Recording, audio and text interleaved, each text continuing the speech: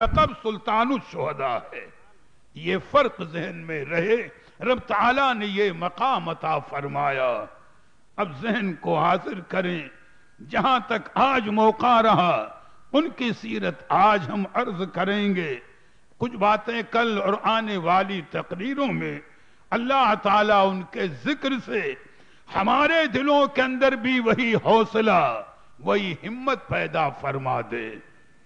سلطان محمود غزنوی رحمت اللہ علیہ کا دربار لگا ہوا ہے. چونکہ آپ کی سلطنت غزنی کے ماتحت اجمیر شریف بھی تھا ایک صوبے کی حیثیت سے اس زمانے میں، اور سلطان محمود غزنوی کی طرف سے صوبے اجمیر کے گورنر تھے مظفر خان. وہاں کا انتظام دیکھنا. اب جہاں تک حکومت کے معاملات رہے ہوں، سلطان محمود غزنوی رحمت اللہ علیہ کا دربار لگا ہوا ہے کہ اچانک مظفر خان کے بھیجے ہوئے 4 شتر سوار شخص ان کا پیغام لے کر یہ پہنچے اور کہا کہ اجمیر شریف کے گورنر مظفر خان نے آپ کے پاس پیغام بھیجا ہے کہ علاقے کے باغیوں نے قلعے اجمیر کو گھیرے میں لے لیا ہے اور مظفر خان تنہا مقابلہ کر رہے ہیں. آپ ان کی مدد کے لیے اسلامی لشکر روانہ کریں. جب سلطان محمود غزنوی کو یہ پتا چلا کہ بغاوت ہو گئی ہے اور باغیوں نے قلعے اجمیر شریف کو گھیر لیا ہے، تو اپنے ارکان سلطنت سے مشورہ کر کے اپنے سگے بہنوئی حضرت سالار سید سالار ساہو رحمت اللہ علیہ جو سرکار غازی میاں کے والد ہیں، ان کو 7,000 کا لشکر دے کر اور کچھ انعام و اکرام دے کر اجمیر شریف کی جانب غزنی سے روانہ کر دیا. ابھی غازی میاں کی پیدائش مبارک نہیں ہوئی تھی. یہ سن 400 ہجری کا واقعہ ہے اور سالار ساہو رحمت اللہ علیہ 7,000 کا لشکر لے کر اجمیر شریف کی جانب روانہ ہو رہے ہیں. آج کا دور تو نہیں تھا کہ چند گھنٹوں میں سفر ہو جائے. سینکڑوں میل کا سفر گھوڑوں کے ذریعے، اونٹوں کے ذریعے، پیدل اور ایک بڑی فوج کو لے کر چلنا یہ بھی آسان نہیں تھا. سالار ساہو غالباً سن 400 ہجری کے آخر میں روانہ ہوئے. منزلیں طے کرتے ہوئے چلے آ رہے ہیں. غازی میاں کے سیرت نگاروں نے بیان کیا ہے کہ جب غزنی سے آپ روانہ ہوئے اجمیر شریف کے لیے تو 3 منزلوں تک جہاں آپ کا قیام ہوتا رہا وہاں رجال غیب یعنی اولیاء کی ایک جماعت ہے.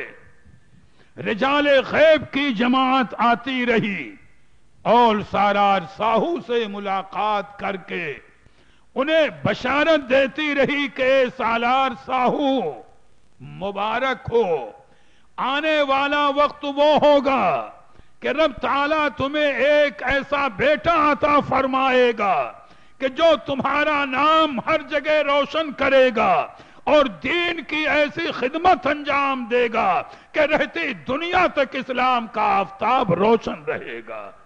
میاں رجال غیب بشارت دے رہے ہیں. پھر اصحاب سیر کہتے ہیں کہ جب 4تھی منزل آئی ہے تو وہاں پر سن رسیدہ بزرگوں کی، نورانی چہرے والے بزرگوں کی ایک کثیر تعداد آئی جنہوں نے سالار ساہو کو بشارت دی کہ آنے والے وقت میں آپ کے گھر میں آپ کے ایسے فرزند کی پیدائش ہوگی. علماء نے فرمایا کہ یہ سن رسیدہ بزرگ وہ لوگ ہیں کہ جو میدان جہاد میں مجاہدین کی مدد فرماتے ہیں. فرماتے ہیں جب سالار ساہو اور آگے بڑھے تو اگلی منزل پر نوجوان اولیاء کی جماعت آئی، انہوں نے غازی میاں کی پیدائش کی بشارت دی۔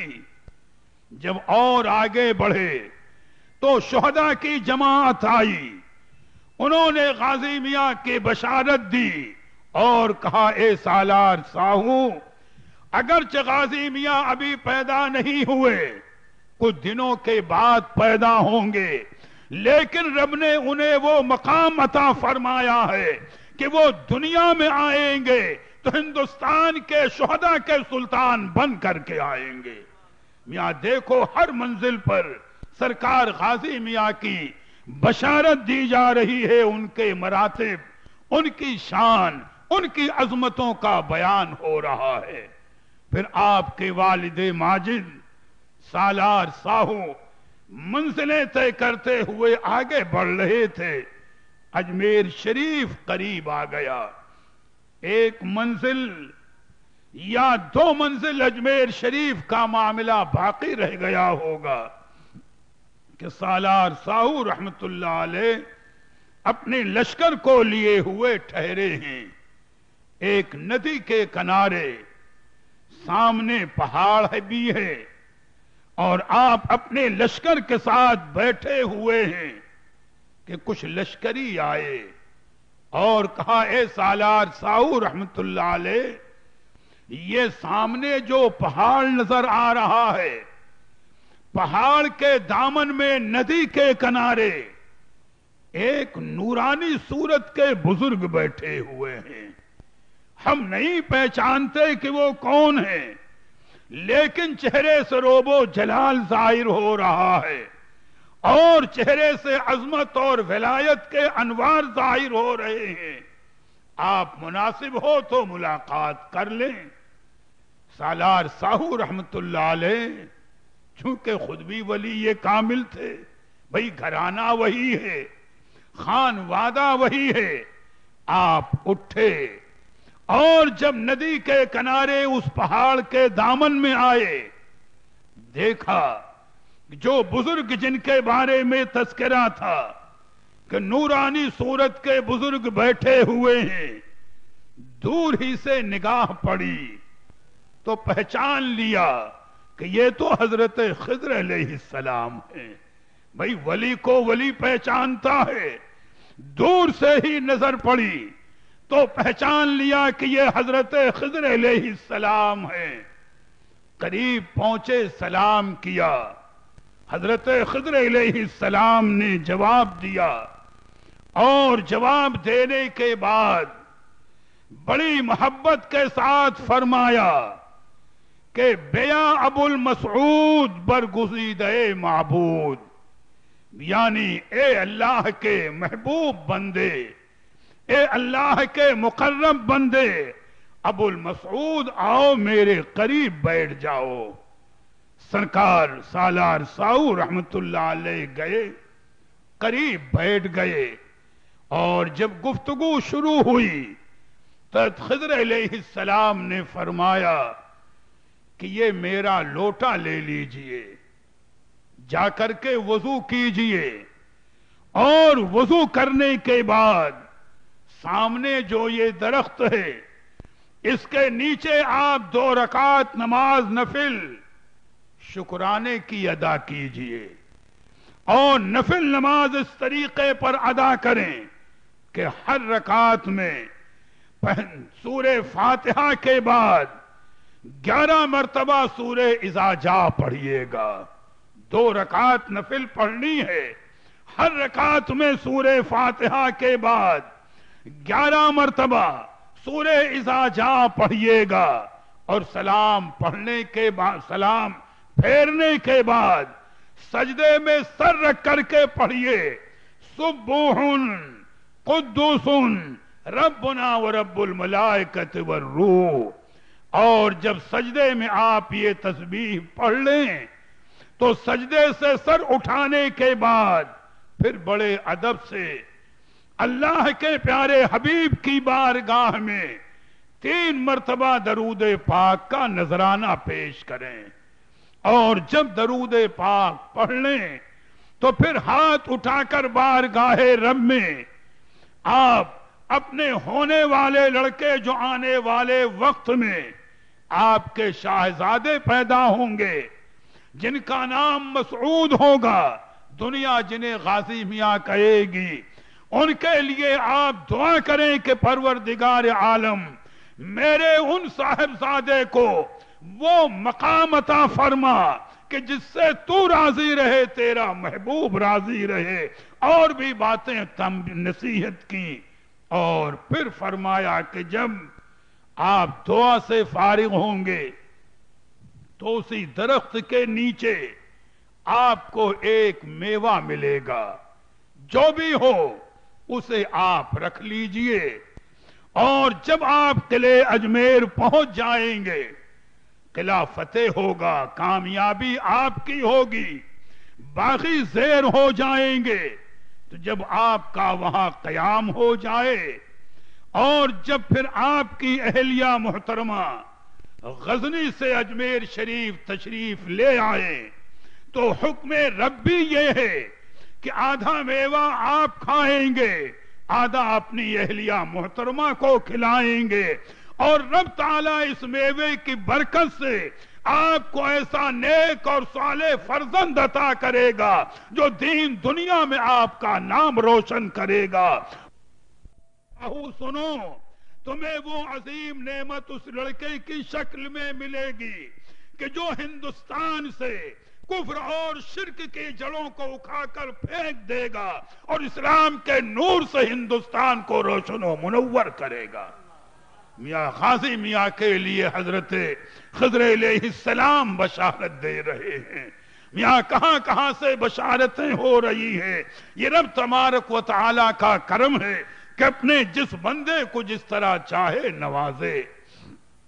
چنانچہ سالار ساہو رحمت اللہ علیہ تشریف لے گئے، وضو کیا، اسی درخت کے نیچے آئے، 2 رکعت نماز ادا کی، اسی طریقے پر جس طرح خضر علیہ السلام نے فرمایا تھا، پھر سجدے میں تسبیح پڑھی، اللہ کے حبیب کی بارگاہ میں درود پاک کا نذرانہ پیش کیا، اور جس طرح خضر علیہ السلام نے دعا تعلیم فرمائی تھی ویسے ہی دعا کی، اور دعا سے فارغ ہونے کے بعد جب آپ نے درخت کے سائے کے نیچے نظر ڈالی تو وہ میوہ نظر آ گیا جس کی نشاندہی حضرت خضر علیہ السلام نے کی تھی۔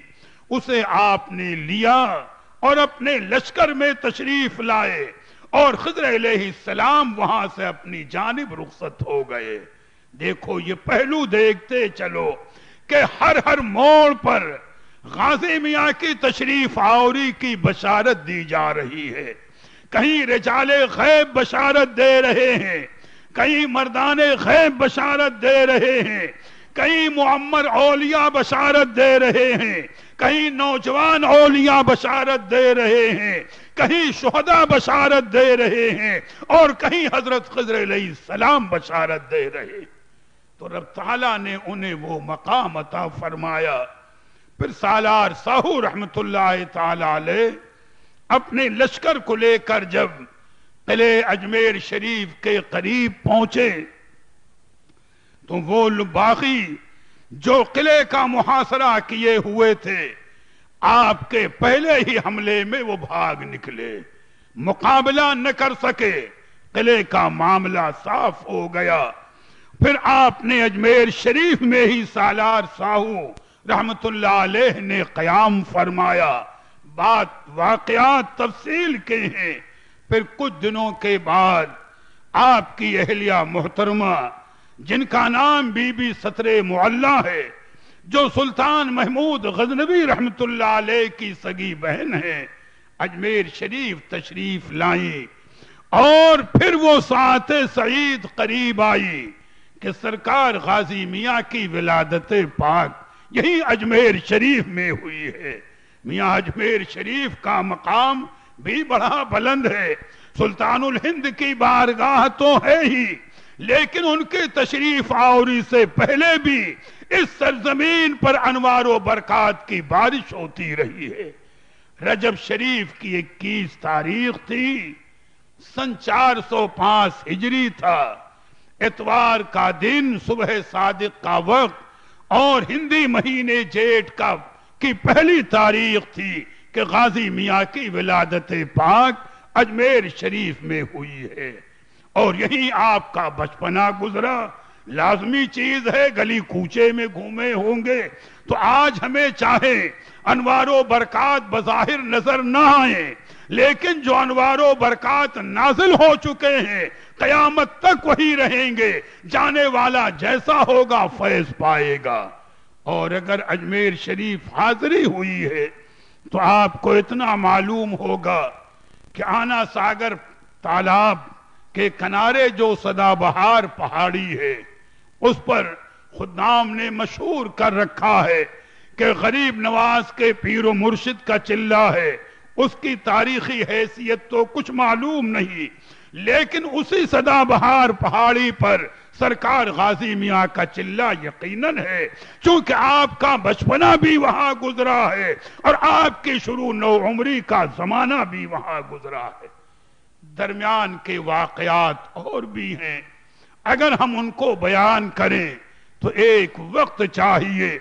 राबता कायम करने के लिए चंद बातें और बता दूं कि जब सुल्तान महमूद गजनवी रहमतुल्लाह अलैह ने इधर कूच किया था और सोमनाथ को फतेह किया है तो 12 साल की कमोबेश उम्र रही होगी सरकार गाजी मियाँ की कि इस मार्के सोमनाथ में वो अपने मामू के बराबर के शरीक थे जिहाद में। या 12 साल में क्या उम्र, लेकिन क्या ताकत, लेकिन रब ताला जिसे मकाम अता फरमाए। और फिर इसके बाद आप अपने मामू महमूद गजनवी के साथ गजनी तशरीफ ले गए थे, लेकिन आपके वालिद मोहतरम हजरत सालार साहू, आपकी वालदा माजिदा, ये दोनों हजरात यही हिंदुस्तान में मौजूद थे। कभी अजमेर शरीफ में कयाम होता था और कभी किले काहेलर वगैरह में, यानी जैसे हुकूमत का निजाम का मामला। तफसील में अगर हम जाएं तो वक्त चाहिए। बस आखिरी तौर पर इतनी बात इस वक्त की अर्ज कर दूं कि देखो, मर्तबे वालों से हमेशा दुनिया वालों ने हसद किया है। मैंने तकरीरों में बताया कि उलमा से, औलिया से, साहिबे मर्तबा से हमेशा दुनिया वालों ने, दौलत वालों ने और हुकूमत के ओहदेदारों ने हसद किया है। हालांकि अल्लाह वालों को उनकी दुनिया से क्या गरज।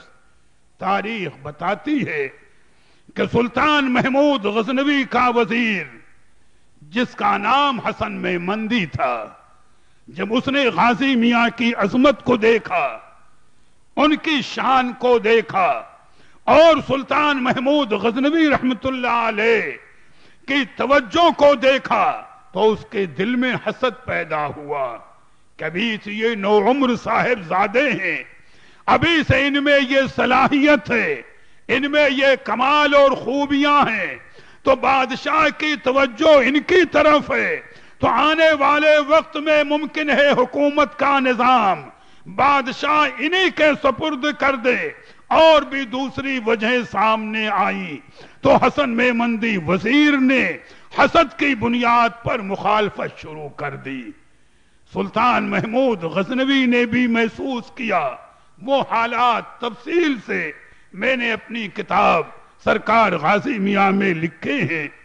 सरकार गाजी मियाँ ने भी महसूस कर लिया। तो आपको हुकूमत से क्या ताल्लुक, आपको तख्तो ताज से क्या ताल्लुक, आप तो मादरजाद वली हैं, आपकी तवज्जो किसी और जानिब। उलमा फरमाते हैं कि बचपन से आपका ये आलम था कि दिन किसी कैफियत से गुजरे लेकिन पूरी रात याद इलाही में बसर हुआ करती थी। कभी नवाफिल में, कभी तिलावत में, कभी जिक्र इलाही में, हमेशा याद इलाही में आप मुस्तगरक रहते थे। आपने हालात को देखा, हालात को समझा, अपने मामू सुल्तान महमूद गजनवी से मिले اور کہا کہ میں نہیں چاہتا کہ حکومت میں کوئی شورش ہو یا کوئی انتشار ہو، اور حکومت سے میرا تعلق نہیں، میں چاہتا ہوں کہ آپ مجھے ایک مختصر لشکر دے دیں کہ میں ہندوستان کی جانب روانہ ہو جاؤں، جہاں موقع ملے گا تبلیغ دین کروں گا، اسلام کی اشاعت کروں گا، اپنے والدین سے ملاقات کروں گا، نہ مجھے تخت کی ضرورت ہے نہ مجھے تاج کی ضرورت ہے۔ یہ واقعات کی تفصیل کا خلاصہ بتا رہا ہوں۔ سلطان محمود غزنوی نے بھی اس رائے کی تائید کی اور کہا میں بھی یہی چاہتا ہوں۔ چنانچہ 12,000 کا لشکر، 12,000 کے لشکر کی کیا بظاہر تعداد، سرکار مسعود غازی رحمت اللہ علیہ کو سلطان محمود غزنوی نے دیا اور دعاؤں کے ساتھ انہیں ہندوستان کی جانب روانہ کر دیا۔ یوں تو اس لشکر میں علماء کی بھی جماعت تھی، مشائخ کی جماعت بھی تھی، اور سرکار غازی میاں نے خاص کر اپنے استاد حضرت سید ابراہیم 12 ہزاری کو بھی اپنے ساتھ لے لیا تھا کہ ان کی تربیت، ان کا مشورہ میرے کام آتا رہے گا۔